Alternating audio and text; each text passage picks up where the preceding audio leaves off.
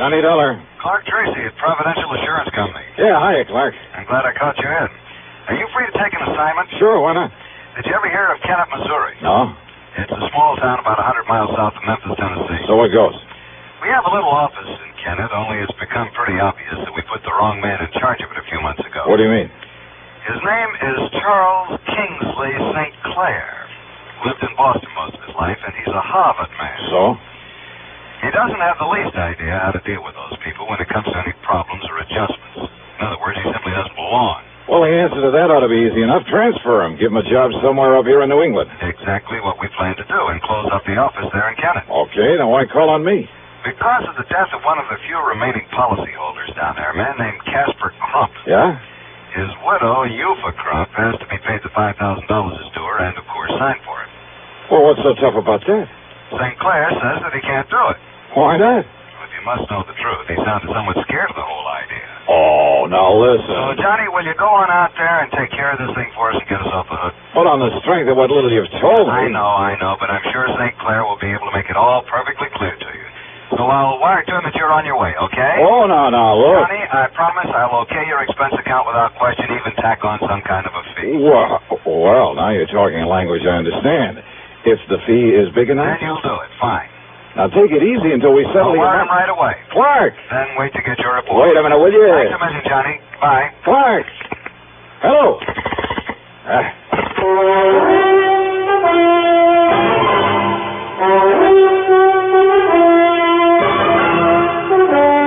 CBS Radio brings you Bob Bailey in the exciting adventures of the man with the action-packed expense account, America's fabulous freelance insurance investigator. Yours truly, Johnny Dollar.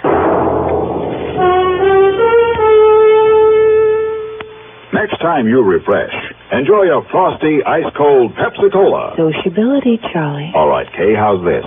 Pepsi is light, refreshes without filling. You like to refresh? Have a Pepsi right now. We'll offer it to everybody, Charlie. I will. Enjoy Pepsi at the fountain. It's delicious at home, too. Have one at lunch or with a snack. Charlie. At the beach or at dinner. Wherever you go, wherever you're thirsty, Pepsi is there. It's here, too, in our Be Sociable song. Be sociable, look smart, keep up to date with Pepsi. Drink light, refreshing Pepsi. Stay young and fair and debonair. Be sociable, have a Pepsi. For the weekend, have plenty of Pepsi around. Pick up an extra carton today. CK, I'm sociable. With Pepsi, everyone is. And now, Act One of yours truly, Johnny Dollar.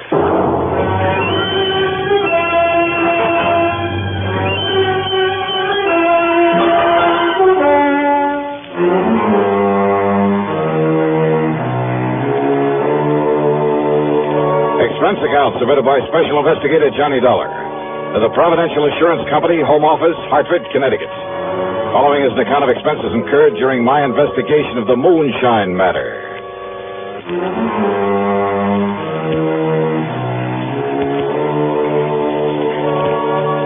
Expense account item 1, $75.45, plane ticket from Hartford to New York to Memphis, Tennessee. Item 2, $301 for a bus to Kennett, Missouri. I arrived shortly after noon. Yes, Mr. Dollar, I shall be glad to get away from here, get back to civilized country again, where I won't be looked at askance because I choose to dress for dinner. I see. I must admit that some of the natives living here in town are fine people, intelligent people. Oh, I'm sure they must be. This looks like a nice town. But the ones out in the country to whom my predecessor sold insurance, life insurance. Yeah, what about them, Miss Sinclair? Poor white trash is all they are, ignorant, illiterate, moonshiners for the most part. Oh? Only half a dozen of the policies he issued even have signatures on them. The rest are signed with an X. The people didn't even know what they were buying. Your predecessor must have been quite a salesman. Hardly a fit representative for a large insurance company, which, of course, is why the company got rid of him. Yes, Mr. Dollar, I shall be glad to get away from this, but until the insurance payment can be made to Mrs. Eupha Crump. Well, any reason why you just can't call her in here and hand her a check? Call her? How? What do you mean? She lives in the swamp, Mr. Dollar. In the swamp? 20-mile swamp up north of here. It's terrible country. It's hardly fit habitation, even for the wildcats and coons and otter and the cottonmouths that infest it. A treacherous, swampy jungle. Ah, I see. A veritable nest of moonshiners, too. And if you think a gentleman would dare to simply walk in among those people... So I'm no gentleman, so you sent for me. And don't forget that Casper Crump died under, shall we say, questionable circumstances. Oh, now, what do you mean by that? The natives all said it was murder. What do the police say? The police have sense enough to leave these people alone. They stay away from them. Oh, great. But, Mr. Dollar, if you can somehow clear up this one remaining account, get this money in to Mrs. Euphra Crump, and I have it here in cash all ready for you. Stick my neck out to save yours, huh? To be honest about it, yes. Okay. Let's say I'll try. How do I get to this 20-mile swamp?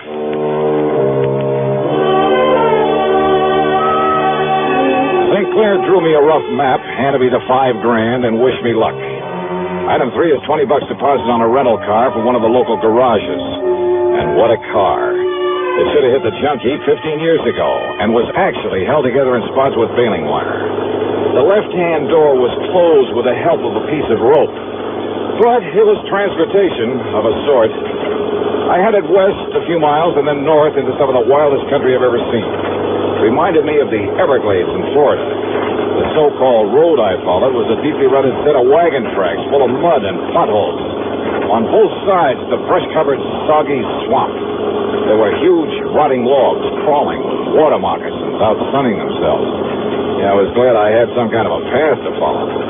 And then up ahead, I saw a shack sitting on stilts to keep it above floodwater. But as they slowed down to make a turn over toward it, the gunshot from over by the cabin smashed into the windshield. I stepped on it and swung the wheel to get away. But the second shot caught a front tire. The car went into a skid.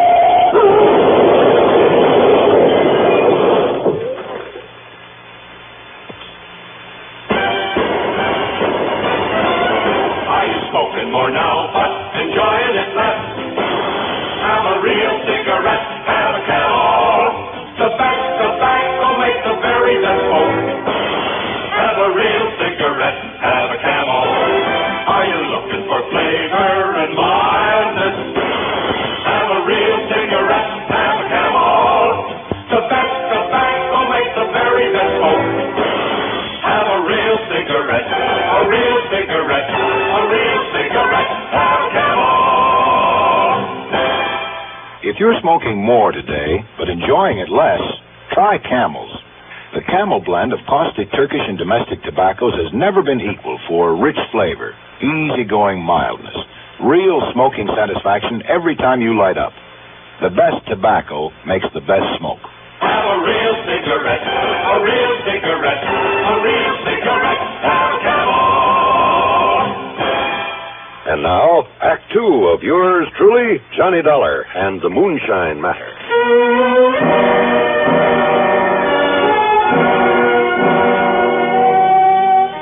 When I came to, I was lying beside the car at the edge of the muddy wagon tracks. As for my gun, well, it must have been thrown out of the holster into the swamp. I started to rise to see how much damage had been done to the car. But then I saw them.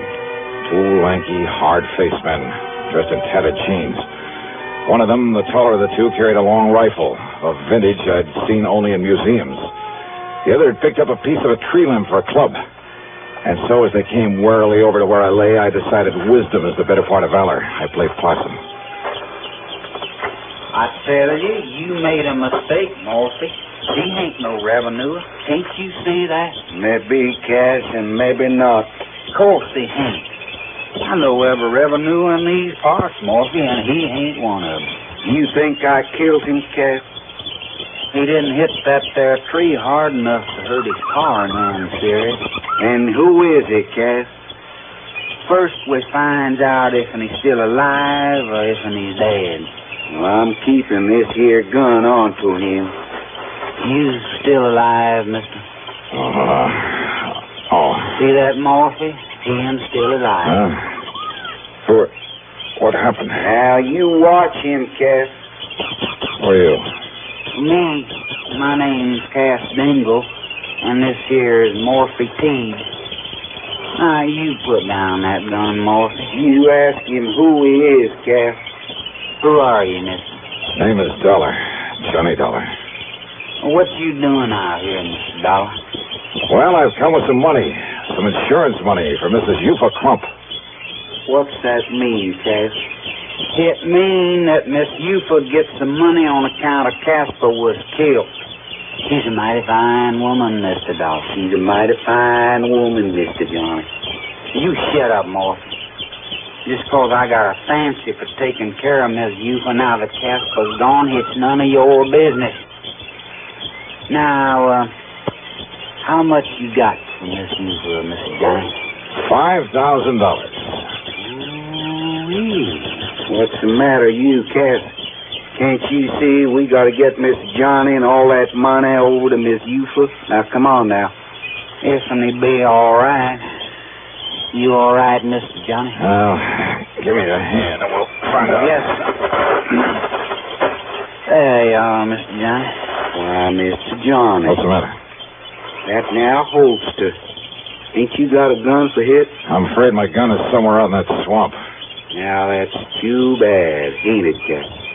Morphy's right, Mr. Johnny. There's some folks around here liable they'd shoot first and find out about you after. Some folks, huh? Now, I made a mistake, Mr. Johnny, and I'm real sorry. But Cass, he meant somebody like Dade Whopper. Yeah, who's Dade Whopper? Why, he's the one that killed off Casper Crump. You sure of that? Yes, sir. Dade Whopper. But no matter who you are, you better look out for him, Mr. Johnny. Why do you say that? No matter who you are, he ain't gonna believe it. He's gonna think you come in here after him. Even if you tell him different? Even if the good Lord himself told him different. But now I got a jug in that cabin, Mr. Johnny. It'll fix you up real good. Then me and you can take the money to Miss Eufa. And then you better come back here and find your gun in case Dade Whopper shows up. Oh, don't worry about it. As soon as I turn over that money to you for Crump, I'm on my way.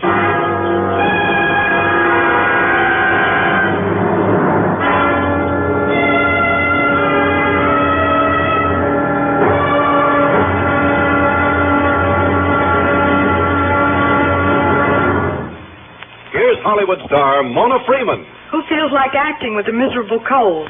I relieve cold distress the fast way with 4-way cold tablets. Yes, tests of all the leading cold tablets proved 4-way fastest acting. Amazing 4-way starts in minutes to relieve muscular pains and headache, reduce fever, calm upset stomach, also overcomes irregularity. When a cold strikes, do what I do. Take 4-way cold tablets. It's the fast way to relieve nasty cold distress and feel better quickly. 4-way, only 29 cents. And now, here's a word about another fine product of Grove Laboratories. To get rid of embarrassing dandruff in 3 minutes, change to Fitch Dandruff Remover Shampoo. 3 minutes with Fitch regularly is guaranteed to keep unsightly dandruff away forever. Apply Fitch before wetting hair. Rub in 1 minute. Add water, lather 1 minute. Then rinse 1 minute. Every trace of dandruff goes down the drain. 3 minutes with Fitch and embarrassing dandruff's gone. At the same time, Fitch can brighten hair up to 35%. Get Fitch Dandruff Remover Shampoo today. And now, Act 3 of yours truly, Johnny Dollar.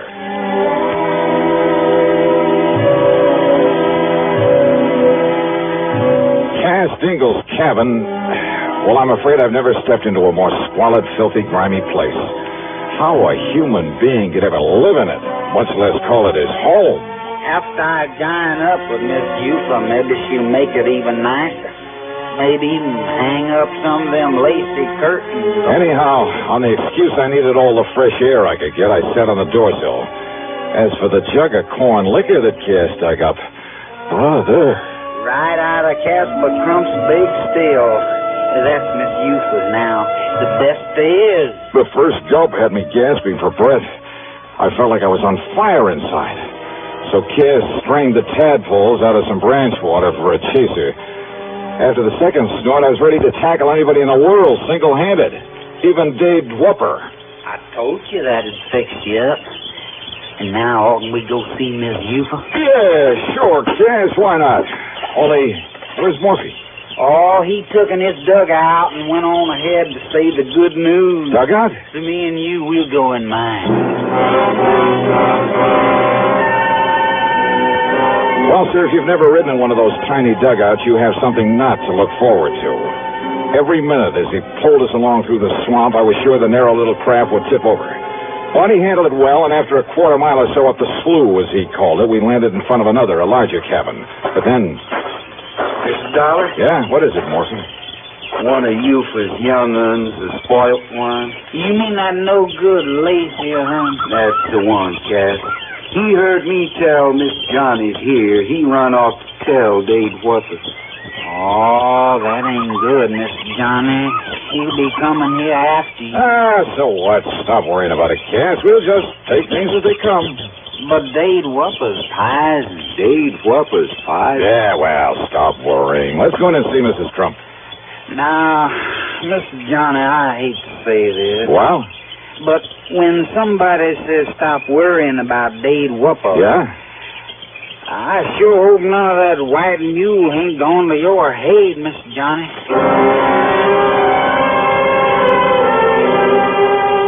Mrs. Eufa Crump, much to my surprise, turned out to be a rather nice-looking girl of about 20, despite the fact she was the mother of 4 kids.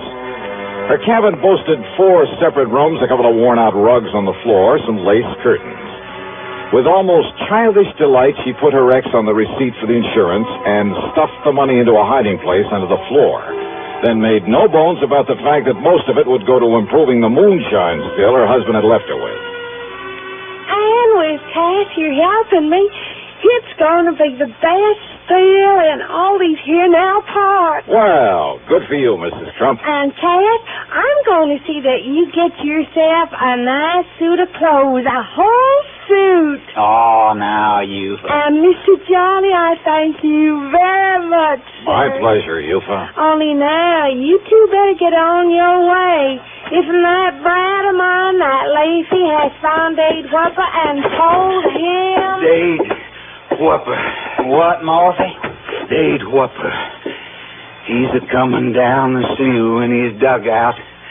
He's gotten that shotgun with him, too, that he loads up with slugs, and he's coming after you, Mr. Johnny. Mr. Johnny, me and you, we better get out of here. Oh, now listen to me, Cass. He's all liquored up, and he ain't going to stop to argue with nobody. Then, Cass, you and Mr. Johnny get on out of here real fast. With 3 of us here? Now listen, all of you. No, sir, Mr. Johnny. Now, you come on with me.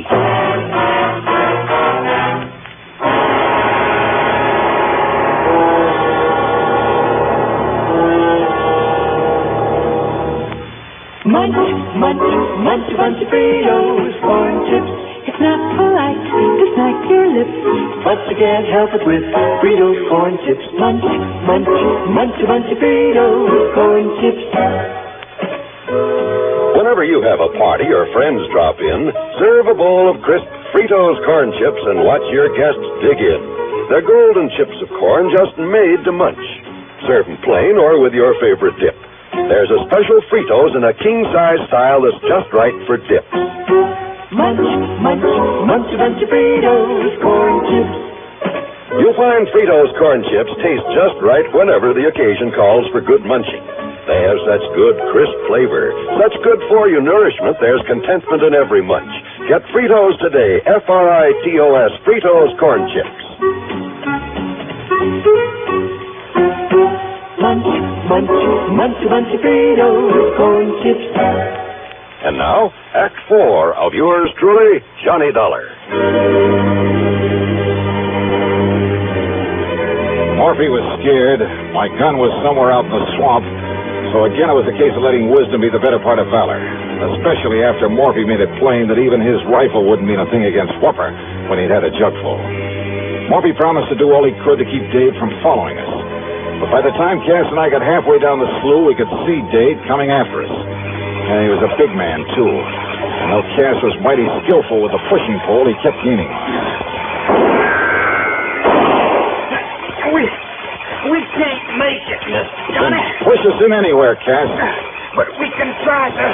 We can try. Morphy say that he keeps that thing loaded with slugs. Yes, sir. drunk or sober. He can hit anything with it. Then pull us over and we'll take our chances in the woods. He's not more than 35 or 40.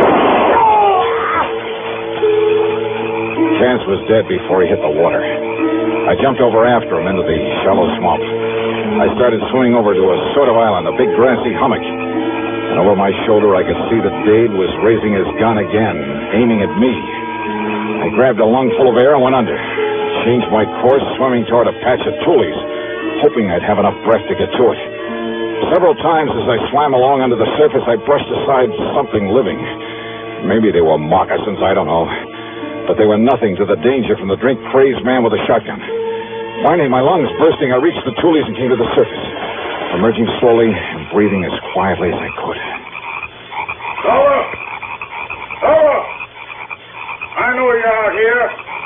I know you come to get me, too, for killing Casper Crump. I held my breath. But you ain't gonna. But I'm gonna get you first. There ain't nobody gets away from me, you hear me? I can see the mud you stirred. He could track me by the mud I'd stirred up when I'd swum along on the water. He was ready with a shotgun to do the same thing to me he'd done to Cass, to kill me. And all I had were my two bare hands and my wits. I could hear him coming closer, closer. He was at the other side of the patch of tules now, his gun ready for me. I could see his hulking shadow now. I got you now, Dollar. I'm going to kill you now. Quietly, I slipped under the water again, and I swam hard for where I'd seen him. And then I found his legs, and with all the strength I had, I lifted him. No, you Dave! But he missed, and I struck him, and I struck him, and I struck him.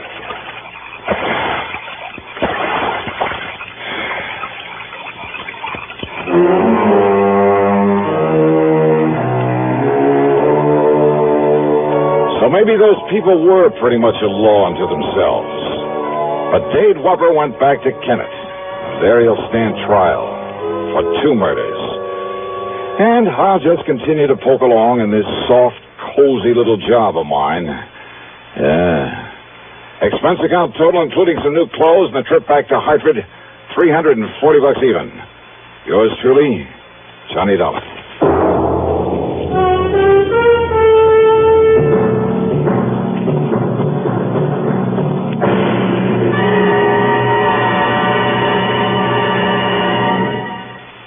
Our star will return in just a moment. Constipation is something people don't talk much about, but it can be a problem for anyone, even doctors. And when constipation occurs, it's interesting to see just what doctors consider important about a laxative they might use or recommend. Now, a majority of the doctors we heard from had this to say: a laxative should be effective, gentle, as close to natural acting as possible, and a medicine that can be used with complete confidence. Well, pleasant-tasting chocolated X-Lax is effective. Overnight, it helps you toward your normal regularity. X-Lax is gentle. Next morning, it gives you the closest thing to natural action. And that's why many doctors and millions of people use X-Lax with complete confidence. X-Lax, the laxative that helps you toward your normal regularity gently, overnight. Is X-Lax in your medicine cabinet? Now, here's our star to tell you about next week's program. Well, next week I go deep underground, into a copper mine, to meet a killer in the dark. Join us, won't you?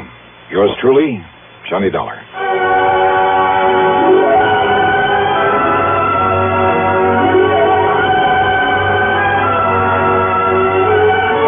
Yours truly, Johnny Dollar, starring Bob Bailey, originates in Hollywood and is written, produced, and directed by Jack Johnstone.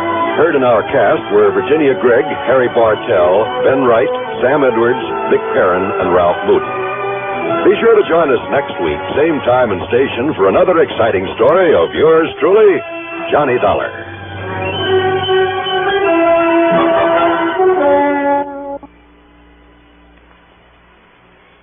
Here are the facts. 2 out of every 3 persons in New York State under 40 years of age have now received at least 1 dose of the Salk vaccine. Over half of these people have received the 3 doses needed for maximum protection. If you are not vaccinated against polio, the time may come when you will need this iron lung. What will your children do then? Your New York State Health Department urges you to be vaccinated against polio now. This is important for people of all ages and especially important for those under 40, the age group where the incidence of polio is the greatest. Remember, Salk vaccine is safe and effective in preventing paralytic polio. WROW Albany, where you get a new exciting morning glow with the Bob Kennedy Show. 6 to 10 on Radio 59. And now...